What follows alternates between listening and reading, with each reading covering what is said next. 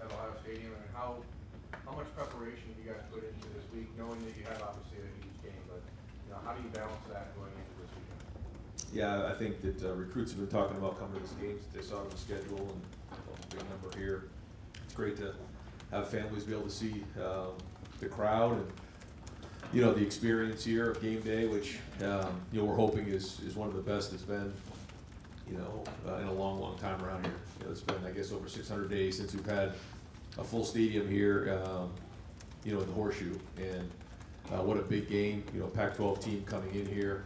So yeah, I think the recruits and their families are going to be excited to be here, and the experience. Every time you visit campus, it's a different experience. This is obviously a unique one, first time back, and really hoping that the crowd is excellent. Is there expectation setting you have to do with kids coming from around the country saying, hey, maybe not till after the game we can talk to you? Oh yeah. I mean, this is all about winning this game right now, and I assume they understand that they're not going to get as much attention as they typically would. Second row middle, Dave. Ryan, you talked about this after the game a little bit about just keep swinging. It seems like you guys stuck to the game plan offensively. How difficult is that? I think that can be maybe easier said than done. There's a great quote from Mike Tyson, everybody's got a plan until they get punched in the mouth. You guys seem to stick with the game plan. Just how difficult is that as a coach? I think you have to make that decision before you get out in the field, because you take the emotion and everything else out of it. When you're there trying to make those decisions in game, it gets hard.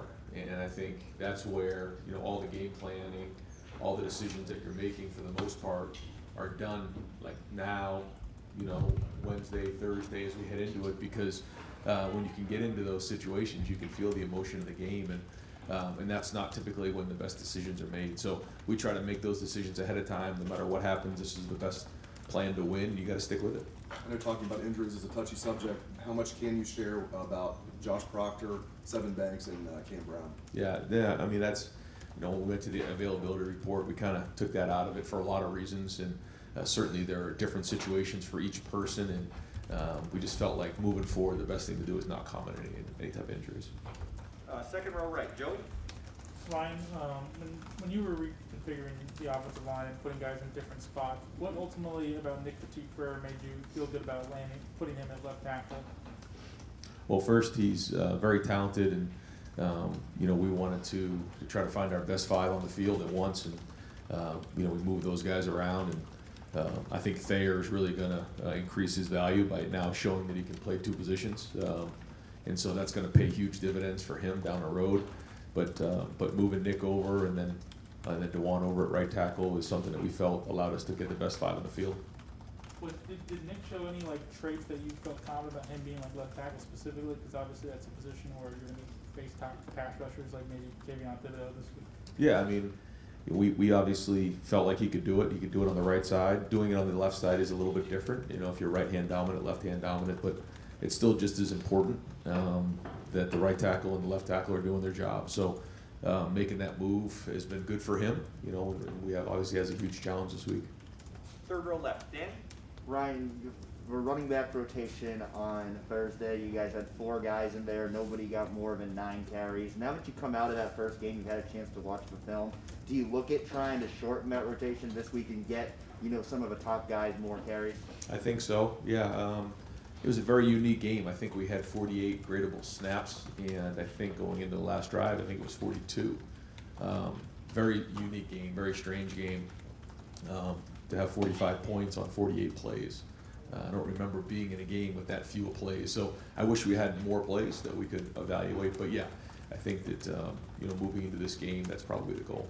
Did Mayan do what he needed to do to kind of secure himself as that starting running back, and with Travion making that big play, does that kind of put him in position for more? Again, it's not a lot of plays. I mean, yeah, they made some plays and did a good job and did what they were supposed to do, but it's hard over just a handful of plays to make some hard decisions. But we're gonna do that and try to figure out what's best to win this game.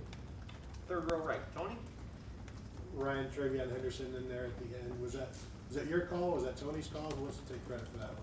For being in the game at that point? Yeah. Yeah, I let Tony make the decisions on that.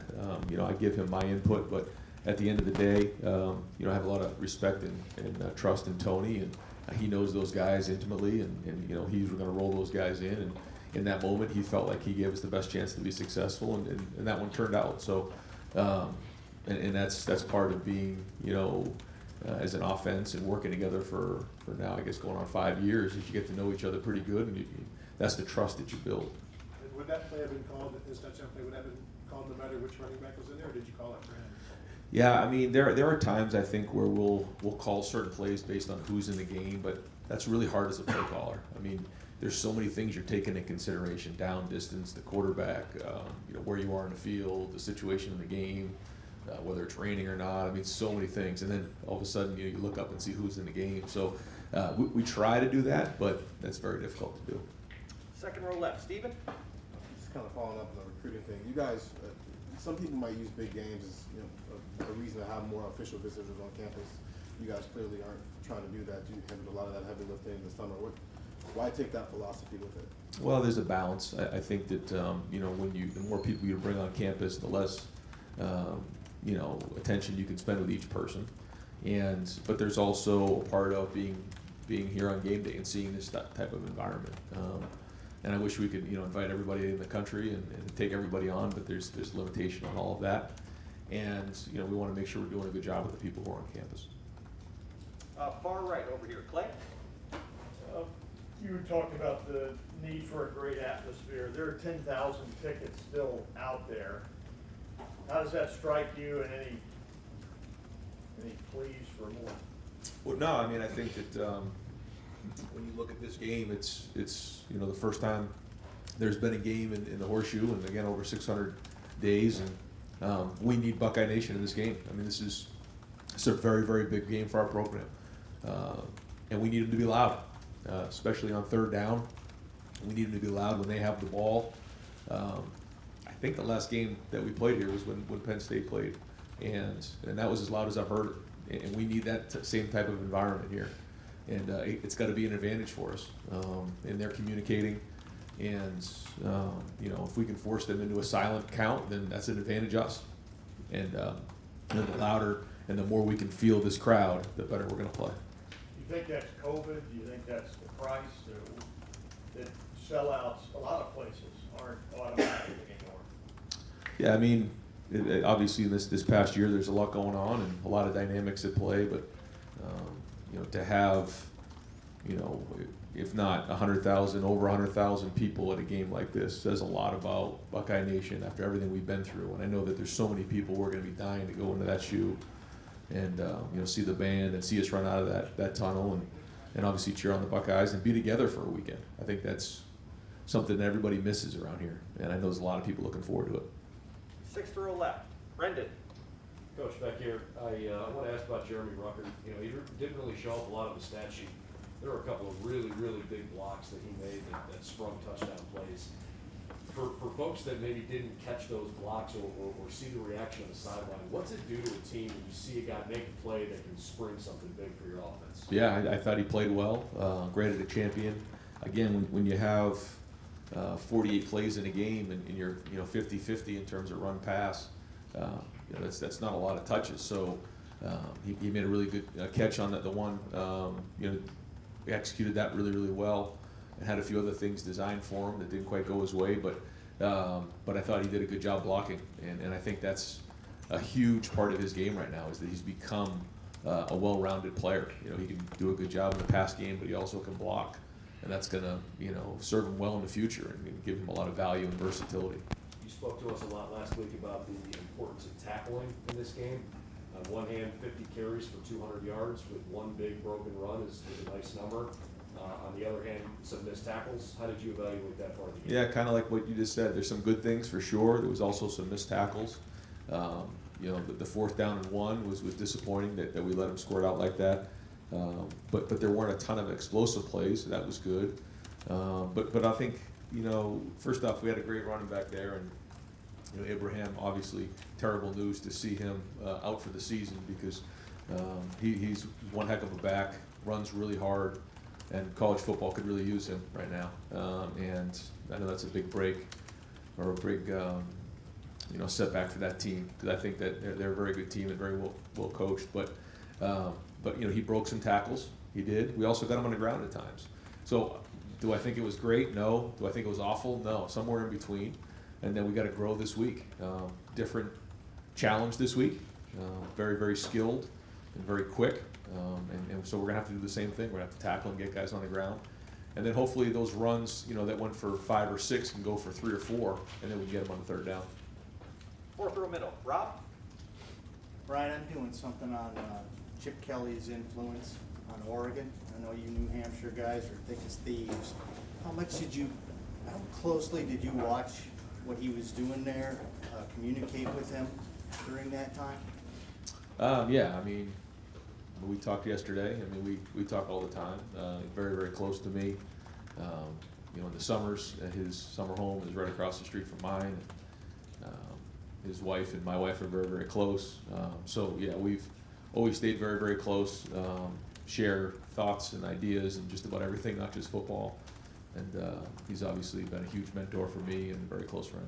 Did you have an opportunity to go to Oregon at all? I know the timing didn't totally line up. Did you have that chance? We talked several times about going there. It was very hard for me at the time. I just had RJ, and I think Nina at the time was pregnant with Grace, and thought long and hard about doing it, but it was just too far to go at the time, and didn't want to, with a young family, go all the way across the country. And Chip was great. He said, "That's why I love you, because you love your family so much." And he said, "We'll coach together someday." And then lo and behold, about 5 years later, we're out in San Francisco together on the other side of the country working together. So that's football. Last thing, did it surprise you that he jumped to the NFL at all? I'm sure did he bounce that off you at all? How did you guys discuss that? So I mean, he's a wonderful coach. He's had success at all levels. He just loves football, and it's great to see him building that program back up at UCLA. I think he walked into a very difficult situation, and he's had a lot of patience there the last couple of years and building it the right way. I think that things are going well for him, and I think they're going to have a bright future there, because he's one of the best football coaches in the country. And what he did at Oregon was unbelievable. He had a lot of success in the NFL too. At times, certainly at the end, it wasn't as successful as he would have liked, but now you can see it go again. And nothing's changed with him. He's still a great coach. He just inherited a tough situation, but you can start to see all the hard work coming back, and what a great win for that program. Second row left. Nathan?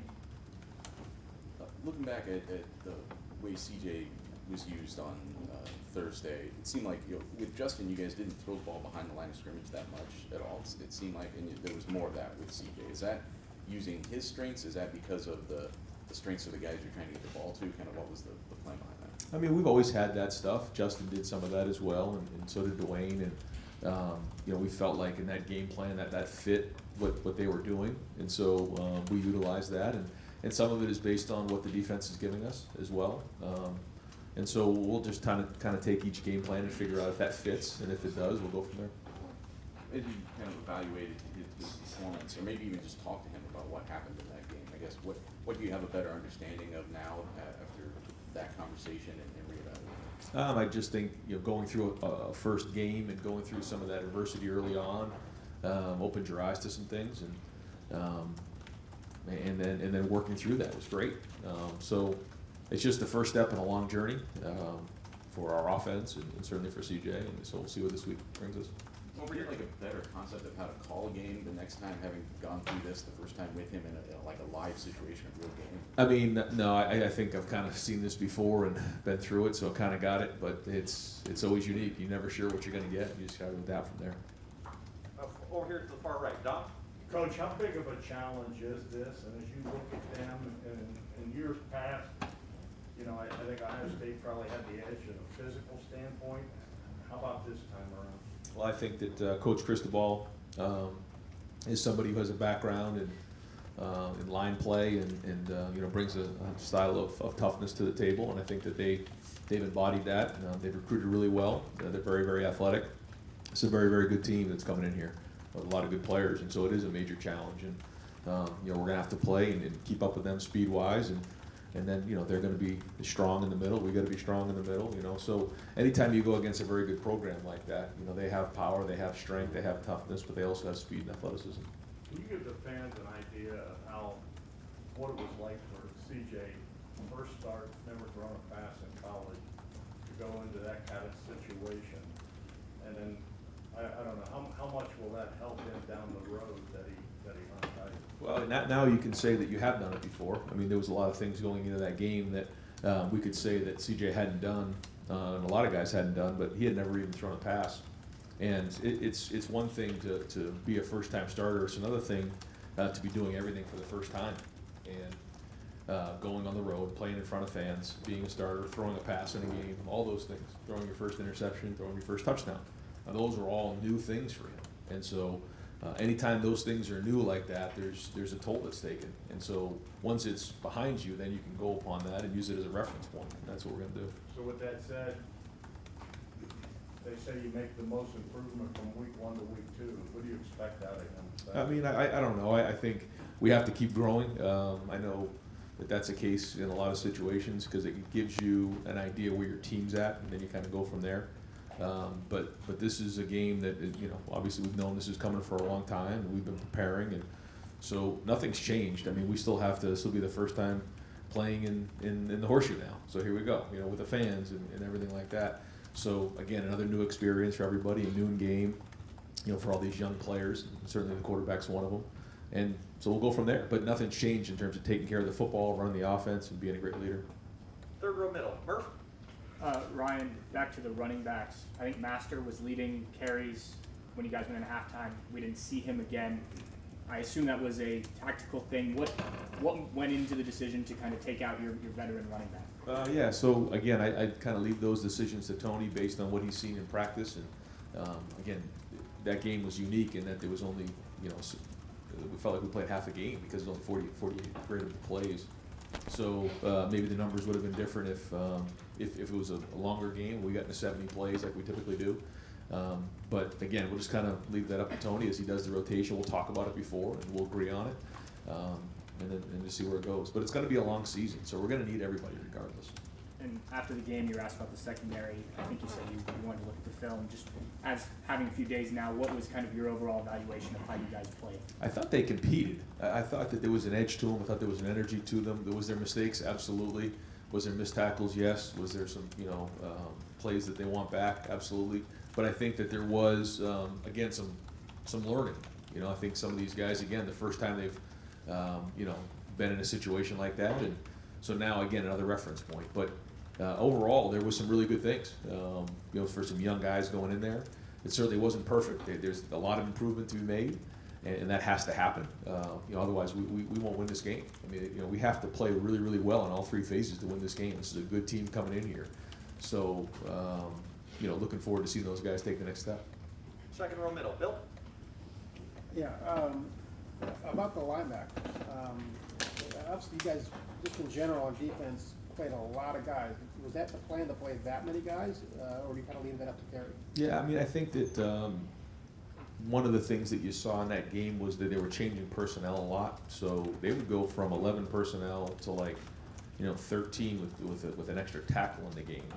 And so, you know, when you make that big of a jump from, you know, 11 to 12 to 13, we wanted to match personnel in that game because we felt like, based on their style of play, that was really important.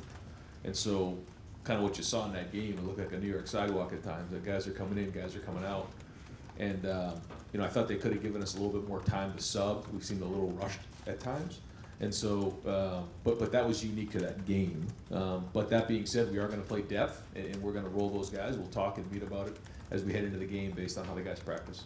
And how did the linebackers play, and how do you feel about the defense in general coming out of that game? I thought the linebackers did some good things. I think, again, it's all an inexperienced group. They have not played a lot of football. When you think of those four guys that left last year, a lot of games, a lot of snaps on their belt. So there were some good things, and there's definitely potential there. There's some plays that they wish they had back. Overall, as a group, I thought it was, you know, solid performance, but again, room for some growth there.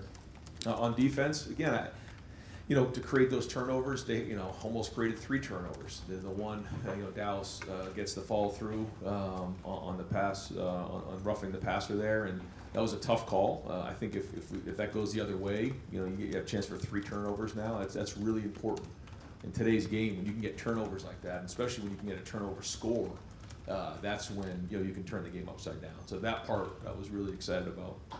I think the tackling overall was okay. We missed some, but we also made some. I think holding them to explosive plays was pretty good overall. Obviously, the 4th and 1 wasn't great. I think we can do a better job in the red zone. So I think that there were some positives, but there were also some things we've got to clean up. 5th row middle, Andrew? You guys are going to wear a helmet decal this week for 9/11. Can you kind of recall that day for you, and then what's the message that you're going to tell your team, considering many of them weren't even alive? Yeah. At some point this week, we're going to talk about what the significance of 9/11 is, and I think it's something. I was a junior in high school or a junior in college, and getting ready, I think for a Tuesday practice, and I believe it was around like 9 a.m. or 9:30, and getting ready to go to my class, and then all of a sudden it came on the TV screen, and didn't end up going to class because just couldn't believe what we were seeing, and just remember calling home and just for a few days after that not feeling safe. They canceled our game that day, and went out to practice and wasn't even sure what to do. It was just we had a player on our team who lost a family member, and it was just very, very real being in the Northeast. And so it doesn't seem that long ago to me, and being from the Northeast, it was obviously a very, very difficult time, and this year brings up a lot of memories. 3rd row left, Mitch? Hey, Ryan. You guys played in empty stadiums last year. First game, you go on the road. What was it like trying to communicate? Did you have to readjust to communicating the coaches and the players with each other on the field, after so much time not having to worry about that noise? This past Thursday? Yeah. Yeah, I mean, it was loud on 3rd down, and we had to handle that. We did have a couple of false starts where we could have done a better job of, with the cadence being louder and being more deliberate with all of that. So that was important. I think just the electricity of a big play on their side, of just handling your emotions and keeping those type of things in check. I thought for the most part we played with pretty good discipline going into that environment, though, for a first game with a lot of young players. This game will bring a new set of challenges on defense. I'm hoping it's really loud when the other team has the ball, and on defense they're going to have to do a great job of communicating in that area. And the same thing, handling the crowd and the electricity and the emotion of the game. Way back in the far right, Spencer? Ryan, have you become numb to how good Chris and Garrett are in the open field? And if you haven't, is there ever a time where you just sit back and see those plays and wow, I have that understood in this offense? Yeah, I try not to be numb to it because I appreciate it so much, and I think that when you look at the work ethic that both of those guys have put in this offseason, it was significant.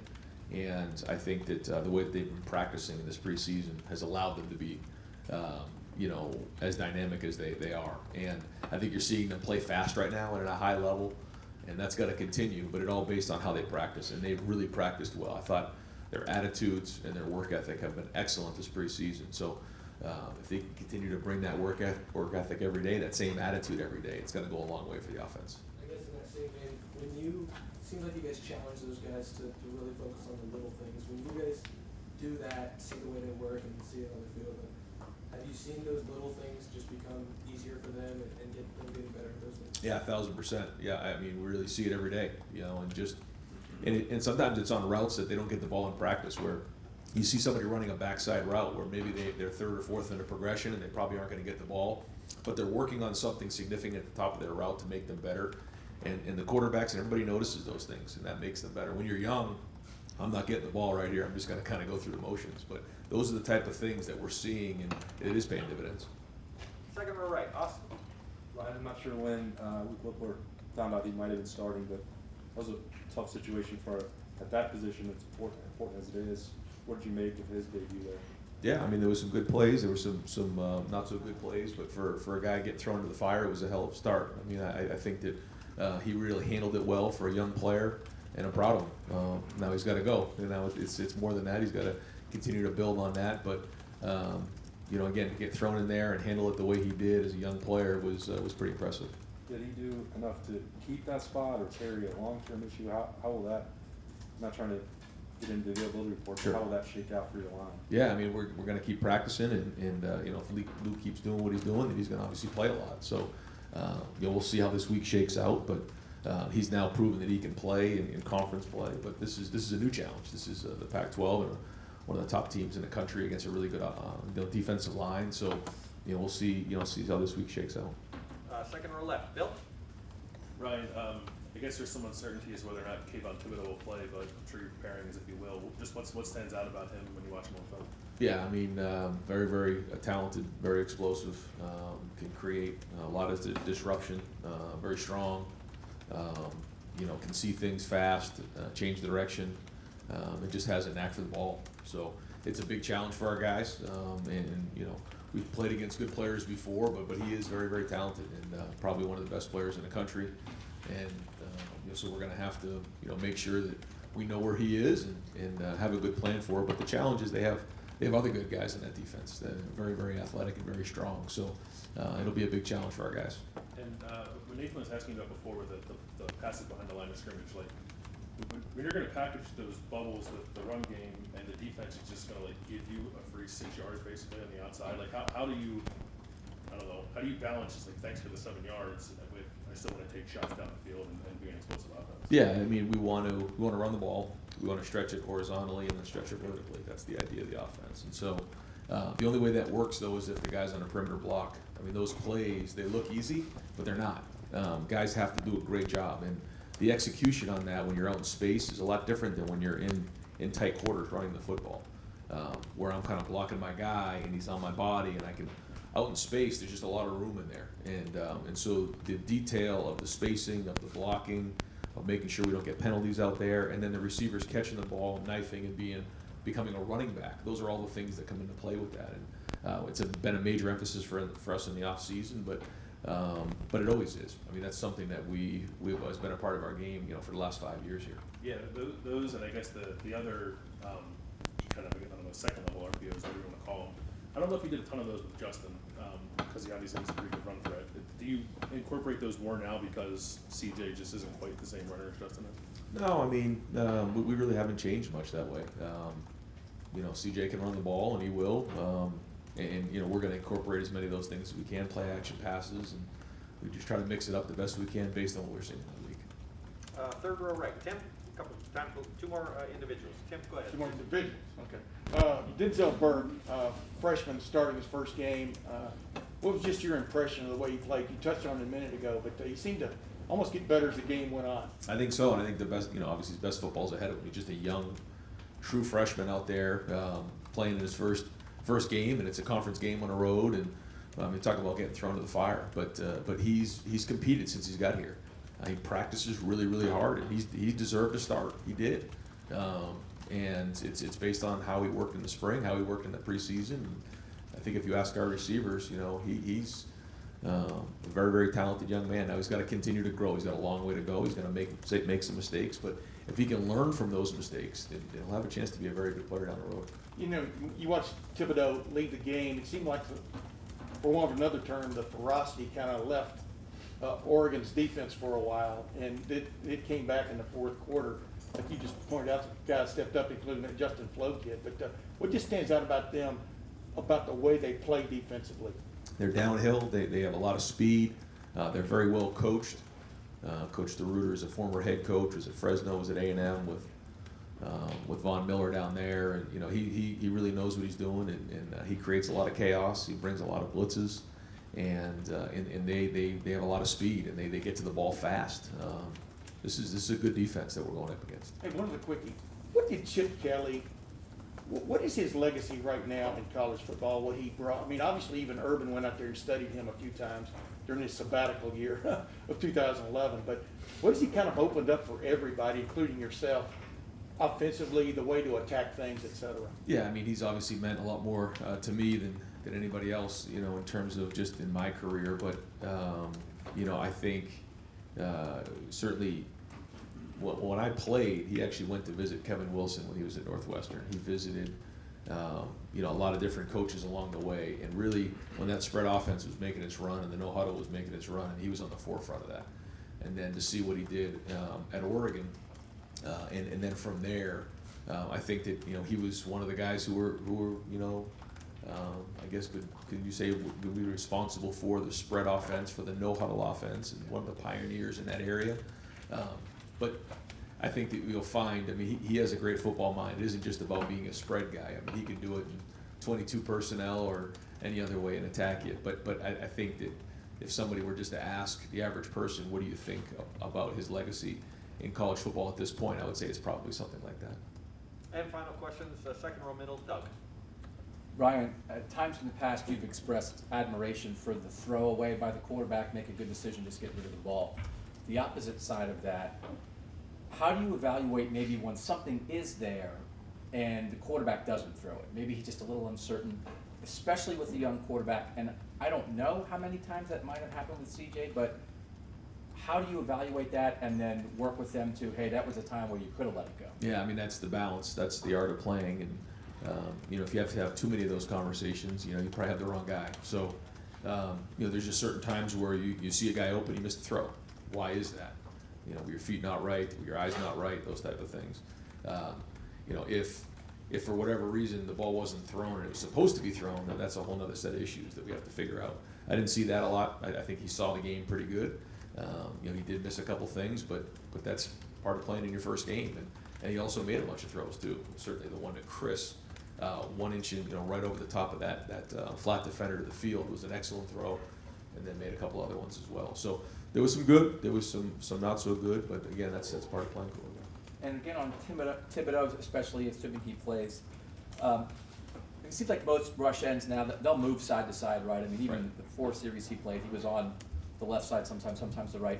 With a younger tackle like DeJuan, do you kind of expect, hey, they might try to put Kayvon over him more? And just specifically on DeJuan, handling a matchup like that, how you guys might help him there, do you think you could see that a lot? I mean, you know, they move him around, like you said. They can put him to the left, put him to the right, you know, move him all over the place. And it'll be a challenge, you know, for both of our tackles. And, you know, I mean, they just have to continue to work hard and you know, have a plan and do a great job of preparation this week. And there might be times where they get beat, you know, and certainly we don't want that. But, you know, if that happens, they're just going to regroup and keep playing. But you know, we have some really good defensive ends here that that those guys go against every day, and so they'll be prepared, and we'll have a plan to help them. And is it just in the name of trying to get more plays for the offense? What about like on the big throws to Chris and Garrett, if instead of them going like 60 or 70 yards, they take a knee after like 20? I think that we're probably just going to let them go. Just trying to help. With that, Coach, we're going to let you go. All right, thanks. Thank you very much.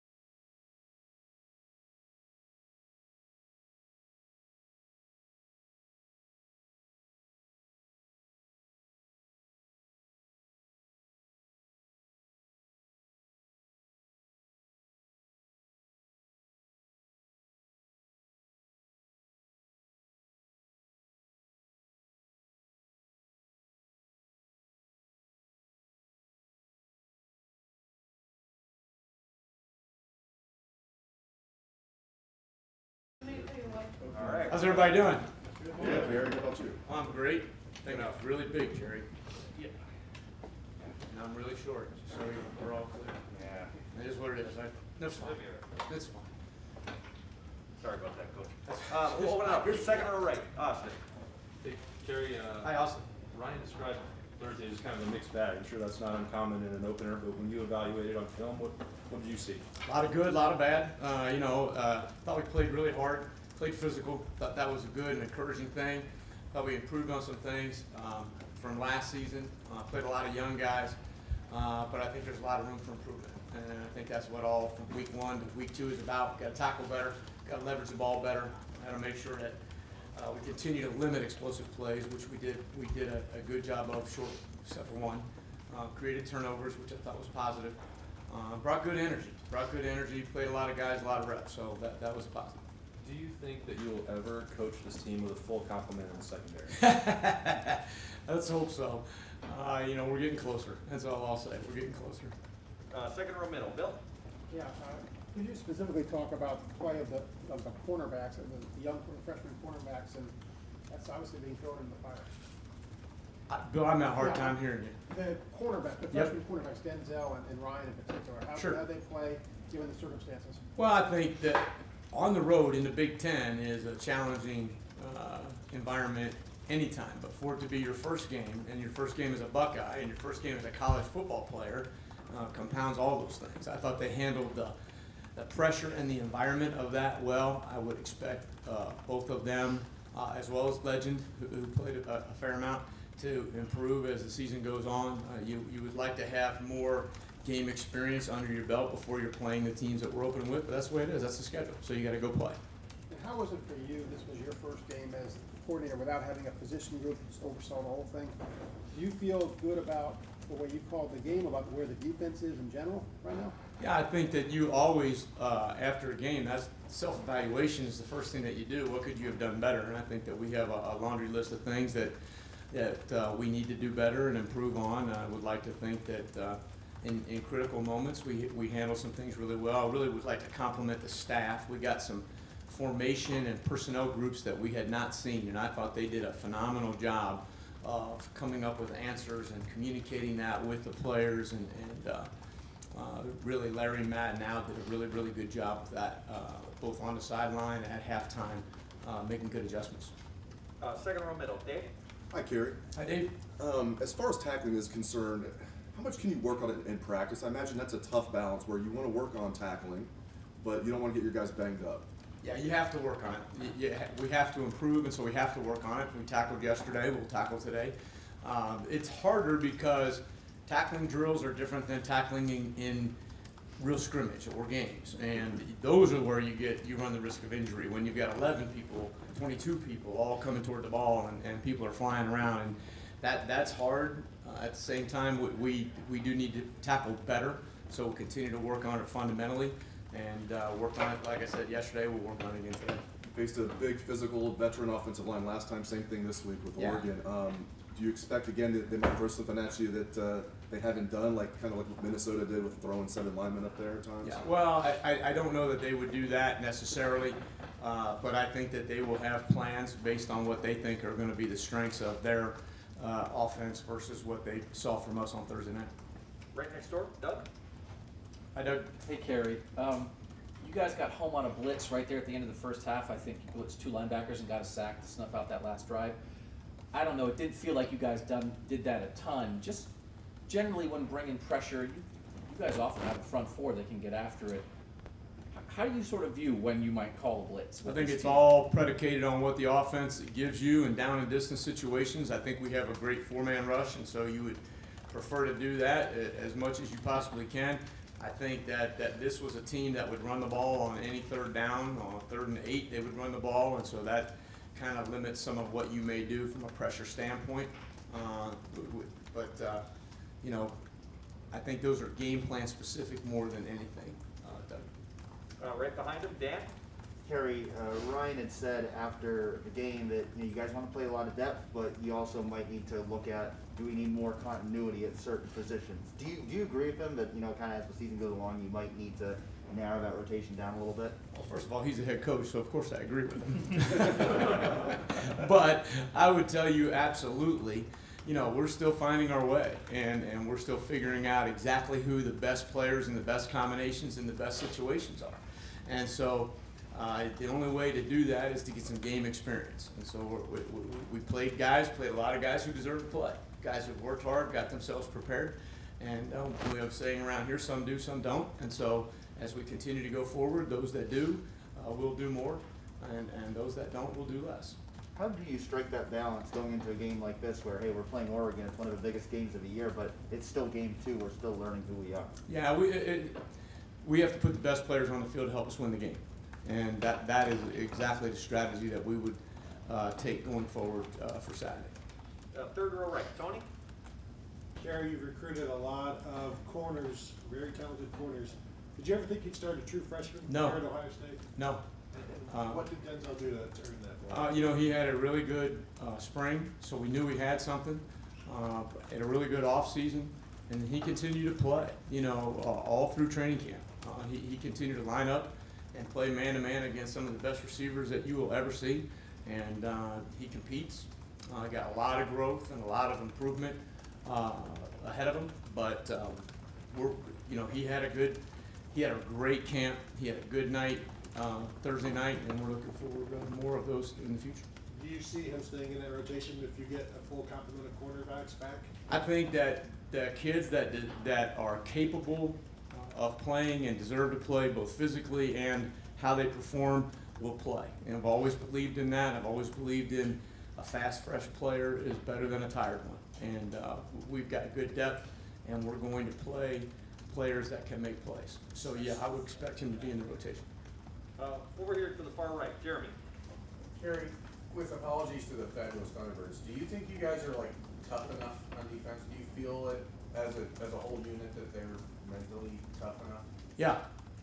I mean, is there a way you quantify that, or that you have seen it go from January to now?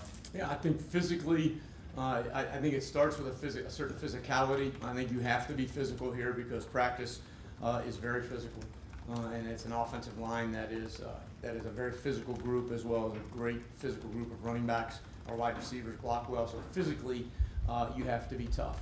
And I think these kids have come through some incredible situations over the last 2 years that would, I would say, speak volumes about their mental toughness. And so I have no concerns about their mental toughness. One of those guys, Court Williams, who's obviously been through a lot more than a lot of the other guys have been. How close was he to being ready to go against Minnesota? And was it just a situation with the field maybe being wet and inconsistent with the holding him back, or what? Yeah, he's very close. I think he had a few setbacks along the way in training camp, which limited some of his reps and some of his opportunities for great practice reps. And again, that game and that environment is not necessarily when you want to get your real first live bullets. And so, again, he's preparing very, very well. I look forward to having him out there on the field in the near future. Second row left, Stephen. Kerry, I think when we asked you last year about maybe playing some young guys, obviously a different scenario, but you were real adamant on not playing true freshmen because when they make mistakes at corner, it leads to 6 points. Yep. So I don't know, when you're down 7, you're down Cam, you kind of have to play Denzel at that point. I mean, are you nervous at all? How are you feeling going into that situation? Because it's one thing to say a kid has a good camp when you know he's in a rotation versus he's the starting corner for you day one. I think I would say this. The other guys always find the freshman, right, first. We had long conversations about that the guy on the other sideline wearing a headset knows who the freshman is. So you better be ready because they're going to come after you. And we talked long and hard about that. He doesn't strike me as a player in any practice environment that has shown fear, which is huge. I talked to him at length about being nervous, and he said he was, which I was glad to hear, because if he said he wasn't, he'd be lying, which would be a much bigger problem. And being nervous just means it's important to you. And it was important to him to play well. So to me, it was a great opportunity for him to go out there and play. But I would tell you this, when you line up and play against the guys we play against every day, that prepares you at the corner position. You're going to get prepared, because if you make a mistake here, they're going to score on you. And so that I think is the best preparation of all. And Legend, the touchdown they had on him, I mean, was that good coverage and just a good throw? Yes. We would like, there was one little push, and it was Legend, which created separation. We would like to not create separation there, but he did have his hand in the right place at the finish of the play, but it was a good throw and a good catch. Sometimes those things happen too. We'd like to have them happen less than they did Thursday night, but yeah, I would not, I would tell you that I thought Legend played well. Got time for just a couple more folks, second row left. Bill? Kerry, back in the spring, Matt Barnes said that Denzel was impressing him with kind of just how naturally corner came to him, considering he hadn't played it very much in high school. When you guys were recruiting him and evaluating him, like what do you look for in a guy who's like kind of mostly an offensive player and when trying to determine that he's going to play defense? Speed first. If they can run, they have a chance. And then do they block? You know, if they're playing wide receiver, are they afraid to go through their face in there and knock people around? Do they compete really hard and really well? And then, you know, there's enough corner tape on film. We weren't taking a blind leap that this was a guy that was going to be able to play. But he just didn't have the same level of experience as some of the other guys have had. But he took right to that from the minute he walked on campus in January, and I think that helped him to have that extended time in January, February, March, preparing himself for spring ball and then having a good spring. And then as you guys are still kind of, you know, working through the guys you can rely on, how much more difficult is that when you're playing an opponent like Minnesota who's like making you use your goal line front at the 50-yard line? Yeah, I mean, I thought that they did a nice job of changing personnel groups and giving us things that we had not seen before and all that kind of stuff. And I thought it took some time to get adjusted to and get the right guys on the field for the jobs that they had at hand. I think the flow of the game, that makes it a little bit more difficult if you're coming on and off the field, than if you're lined up and you're playing and you get 5, 6, 7 snaps in a row, as opposed to run to the sideline, come back in for the next play, go back out. Those are hard things, but they're necessary things when people change personnel groups like that. Right next door, Nathan? Teron Vincent starting over Haskell Garrett at the start of the game the other night. I guess just what kind of went into the thought process on that rotation on the interior defensive line? Do you expect that to be how it plays out? I think that, first of all, Coach Jay is 100% in charge of the personnel in his group, as are all of the position coaches. I think that rotation is important for all of us in figuring out how those things go. And I also think the length of training camp and amount of snaps guys were able to take based on injury or things that helped them out, all of those things made a difference. But I would tell you that I thought Teron also had a very, very good camp and had worked himself into a great spot and earned that opportunity. And what did you guys like about Tommy Eichenberger so much that put him in the spot to start?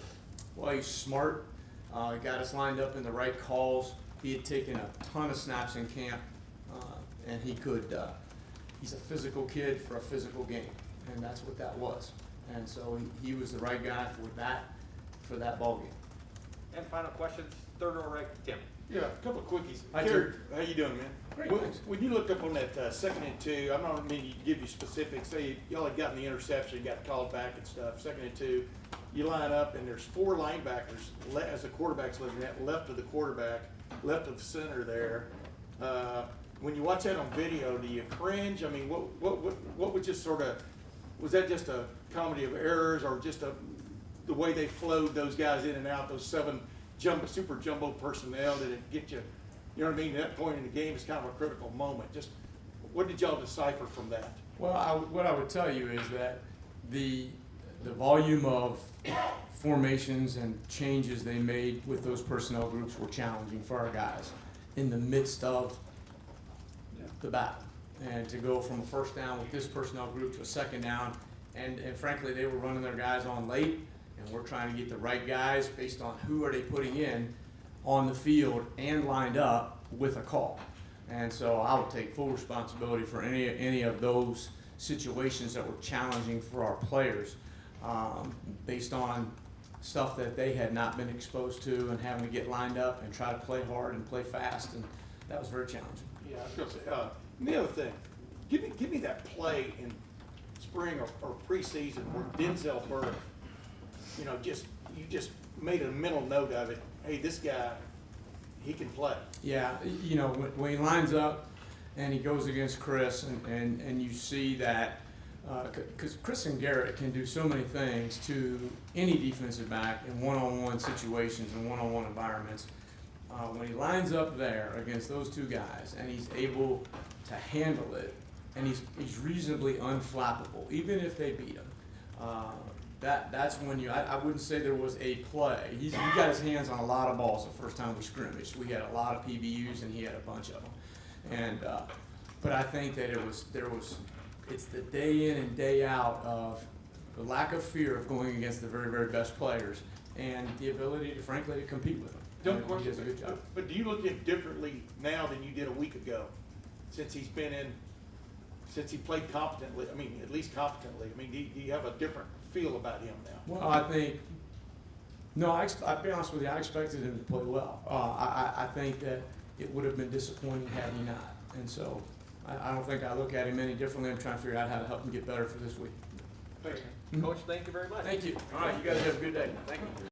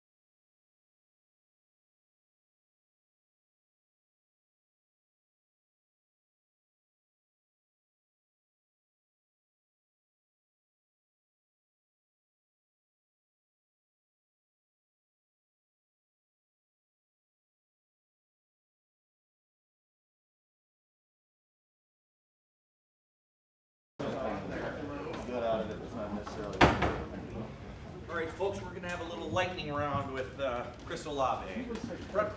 Third row right, Tony Girdman, BuckeyeScoop. Hey, Chris, talk a little bit about Denzel Burke and what it's been like seeing his growth, and were you surprised to see him start? And just how good has he been in camp? I'm a huge fan of Denzel, West Coast guy from Arizona, but I've seen his growth since he got here in January.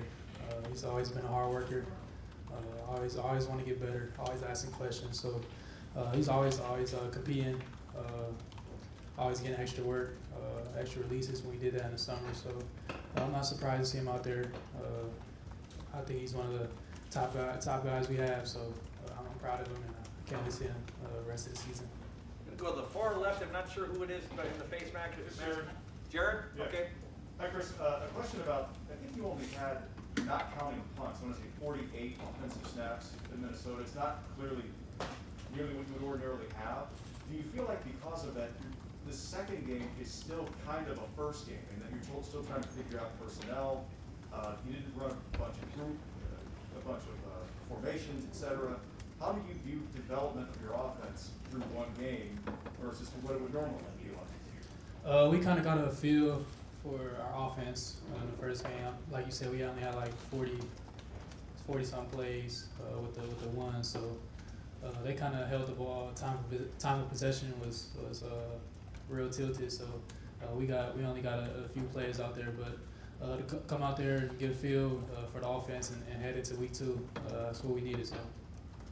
Over here, second row right, Austin Ward, Letterman row. Chris, where did you see CJ get better from the start of the game to the end? I just felt like he had to get comfortable. Once he got comfortable, once he got his feet under him, he was good. So I feel like going into the second quarter, he was kind of still shaky a little bit. But coming out of halftime, he kind of got his head on his shoulders, and he started throwing the ball. Did you and Garrett have to say anything to him about that, or did he get through it on his own? He kind of got through it on his own, but I mean, we were there to comfort him. I know it was tough. It was kind of loud out there, so the atmosphere and the environment was huge. But we kind of stood by him and told him it was going to be cool. So he got it. It was all him, though, at the end of the day. Second row middle, Bill Rabinowitz, Columbus Dispatch. Yeah. Did anything surprise you about the way he handled it, the way he played? He played great, I think. I mean, it was his first game, still a freshman, 19 years old. It's going to be a couple mistakes, but I'm proud of the way he responded and the way he finished the game. And that's who CJ is. So. Can you talk about the level of excitement to play a team like Oregon?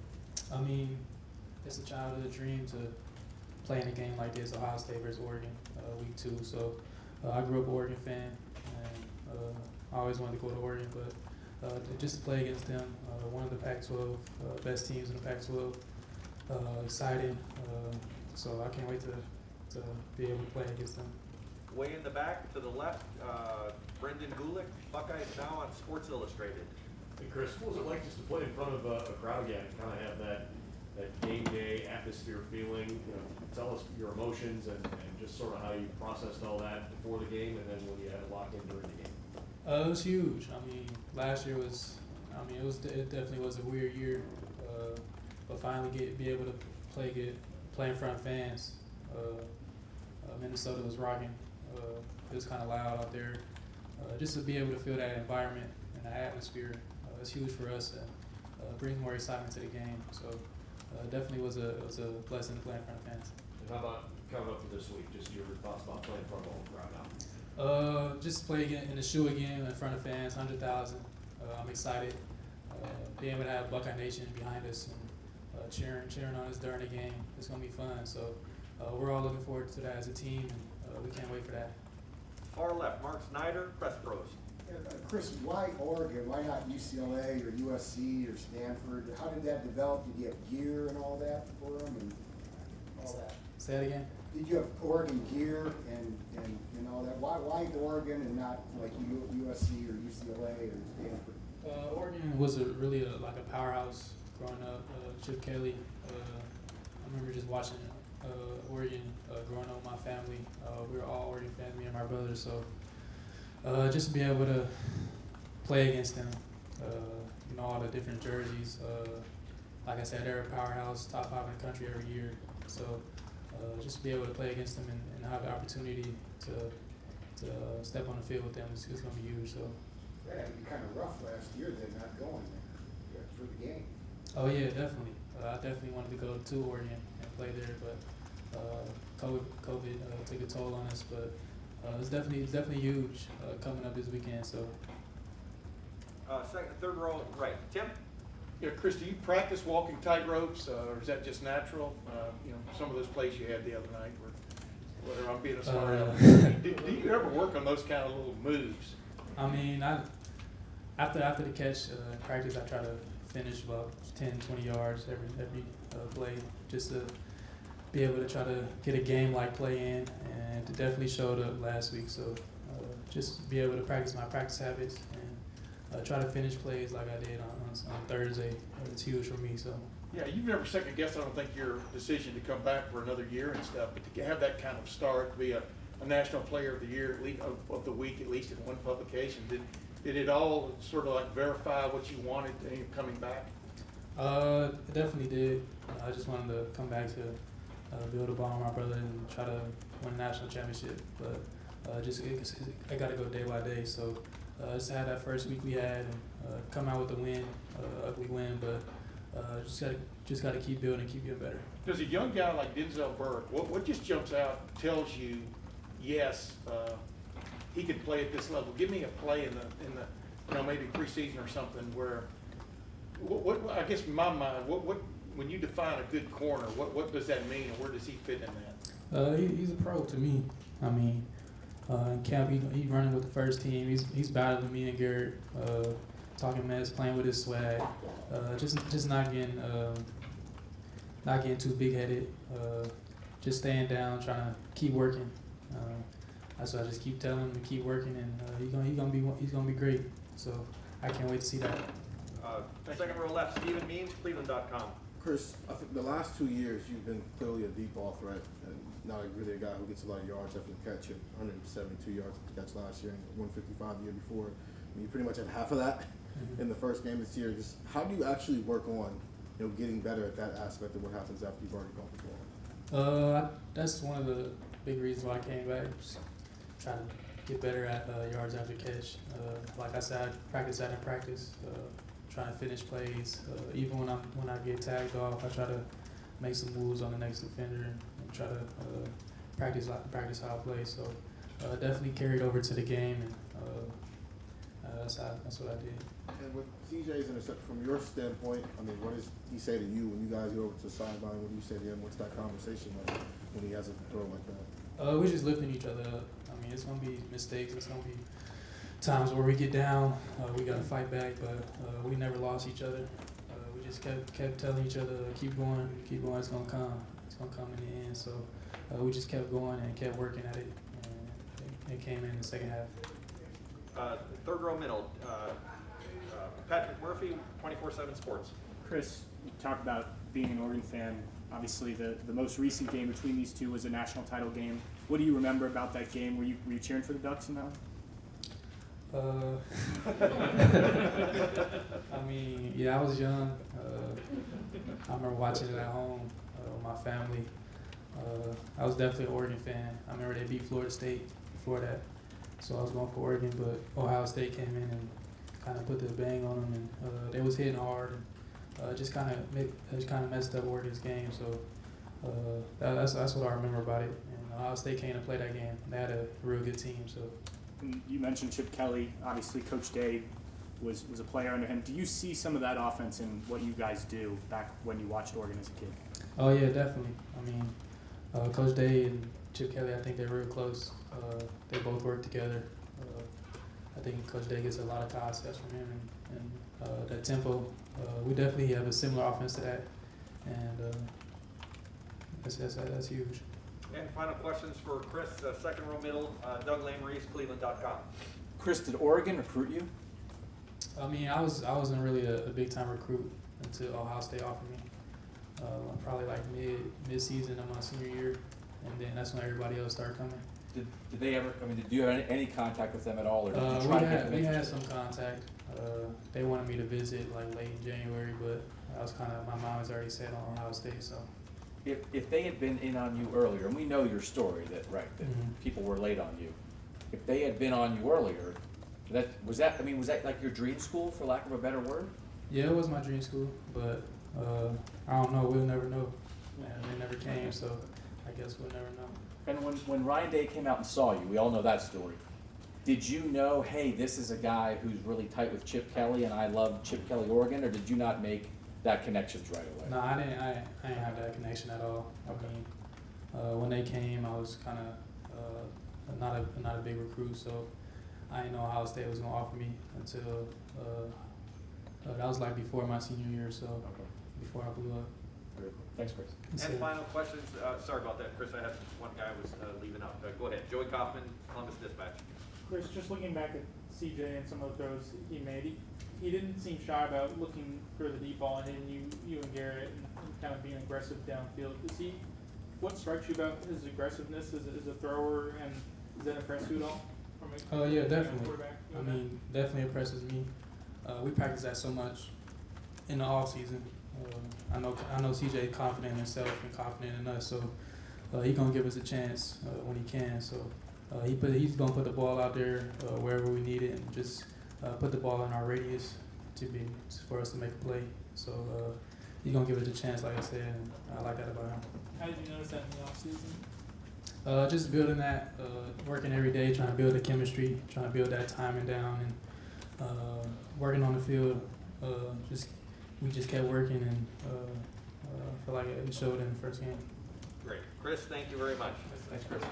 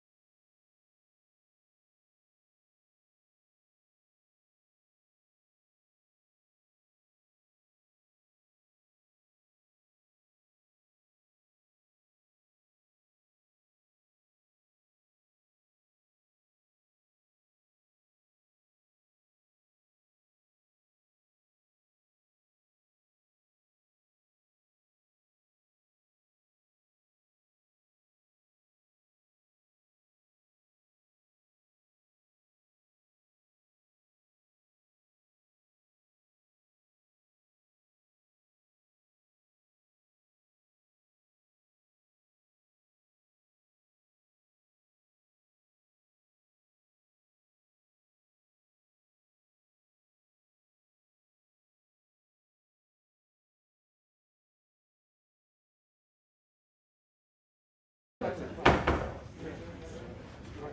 don't know yet, I'm still inside. Just grab up and Mike right here, we'll open up, floor for questions with Cody. We'll open up right in the middle, Bill Rabinowitz, Columbus Dispatch.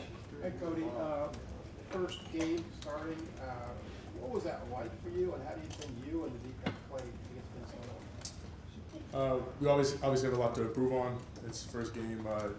Definitely new atmosphere. Not used to that crowd and everything, just because of the COVID year. But it was really exciting, and I'm really happy to have been a part of that, and just keep building and keep going every week and still grind. You have not played in a full horseshoe. How excited are you for that?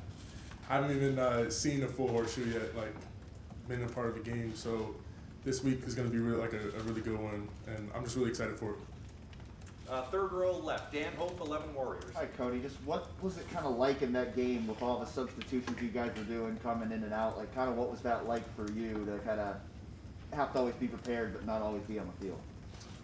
So every week we always prepare for anything. So, you know, whether whoever's going to go in, we trust our coach. He's going to put whoever he needs in at the right time. It's just always stay ready. There's never a time where your name might not be called, so you just always got to be ready to make the play when your name's called. And for you to make that sack at the end of the first half, just like how good did that feel to kind of make that play and kind of make your mark on the game at that point? You know, I just try to do what I can to help the team, and at that point, that's what the team needed. And I'm just happy I could make it for the team. It was like a momentum booster for us, and we came into the locker room, we knew what we had to do, and had to go out second half and win the game. Way in the back, Brendan Gulick, Buckeyes Now on Sports Illustrated. Hey Cody, I know there's an awful lot of tradition and history in this program, and I'm curious, you know, this is the 100th year of Ohio State football at the Horseshoe, and how much of, you know, that kind of stuff is talked about is you know, you guys embrace the culture of representing Ohio State football, and how excited you might be to play in a game of that magnitude. You know, it's ultra important. Like, everything we see in this room, it's all been built by the people who came before us, and like almost every day we're reminded like we are playing for those who came before us. And you know, I carried on my shoulders like I can't let the people who played in the Buckeye uniform down, and you know, we work so hard every day just to uphold that standard. And I couldn't be more proud of my guys. They all, every day they work hardest. They come out here, put their bodies on the line, and it's really an honor to represent Ohio State. Over here to second row right, Austin Ward, Letterman Row. Going to go back to that sack, when the hole opens up in front of you, what goes through your mind? You know, we do a lot of reps every week. Certainly try to put our mind in that position every play we can. And so for me, it was just going back to practice and trying to do what I do every day. And, you know, it opened up and I just wanted to make a play. And Does it always open up like that? no, it definitely doesn't. I mean, our O-line does a really good job, makes us work every day, find new ways to get in, and that chance it just opened up, and I was fortunate enough to get the sack. Over to the left, second row left, Nathan Barrett, Cleveland.com. Just to clarify on that, it looked like kind of a delayed blitz. Was there a read that you had to make in order to go? Were you designed to just go the whole time? Well, I mean, a lot of our blitzes, we have a lot of different things. That play was just saw it and went. I don't really want to give too much about scheme out, but it was just blitz, and you know, just went for it. Opened up and went for it. Yeah. What does Tommy Hackenberg bring to this defense? And Coach Combs was talking about just his ability to come out and like get a team set up, get the defense set up. What have you seen from him in that regard? Why does he need to be on the field? Tommy's an ultimate leader. I can't say enough about him. He's like one of my main guys on the team. We talk a lot about mentality and everything, and our defense isn't as good as it is without Tommy. He strength training, he's an Iron Buckeye, does everything right. Like, I just try to stick around Tommy, and together, like, we can really do whatever we want to do in this league, and I'm just really happy he's by my side, and all the other linebackers. Cody, these guys are really good at asking questions. You're really good at answering them, so I appreciate that. We'll go to the far back, Spencer from Letterman Row. Cody, is there almost like a sense of, not relief, but is it a good thing to have some mistakes now on film against somebody else rather than in practice? Like just to know that you guys can learn from those things and it's not just against other people in Scarlet and Gray? 100%. Just to be able to put ourselves out on the field and to even like just play against another color, like so many days practicing against each other, hitting each other, just finally being able to see a different color and go to make a play, it's probably the greatest feeling. And game days make you remind yourself like how much you really love the game and just go back into it. And you know, practice is always great, but hitting another color is nothing better than that. How much more have you learned from watching this film in the last 2 or 3 days than you did through a month of watching practice film? I mean, it's definitely an adjustment. The game it's fast, but in practice we see it every day, and that's the goal. Is every practice play as hard as we can, and to be able to be ready for that moment in the game. And you only get one shot to make that play, and if you either make it, you don't. So every practice is intended to make that play, and so it works or it doesn't work pretty much. Far left, Mark from Press Pros.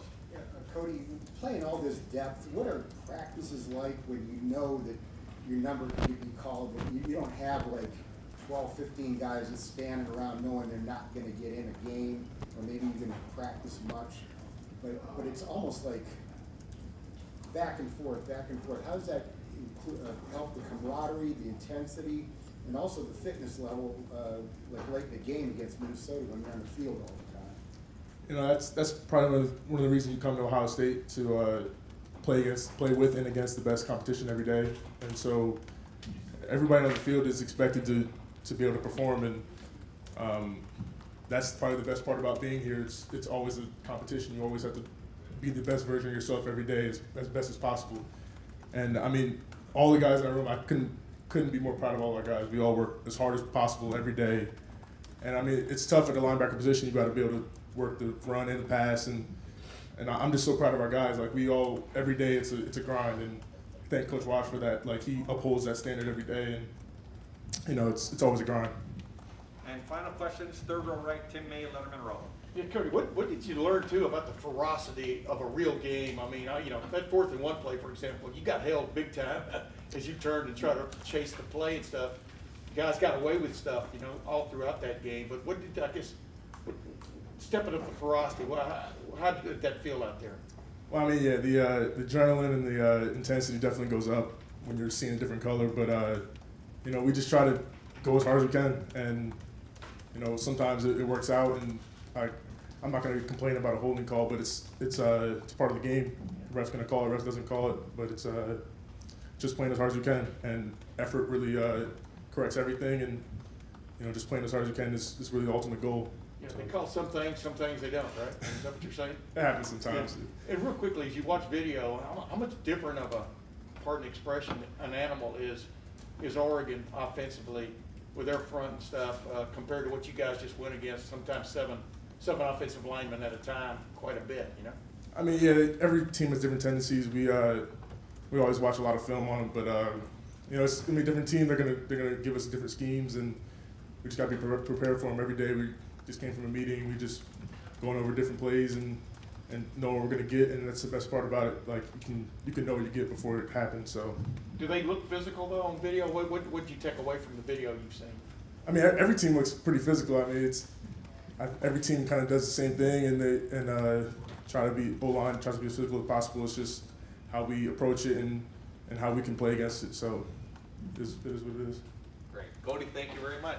Hey folks, hang here if you want.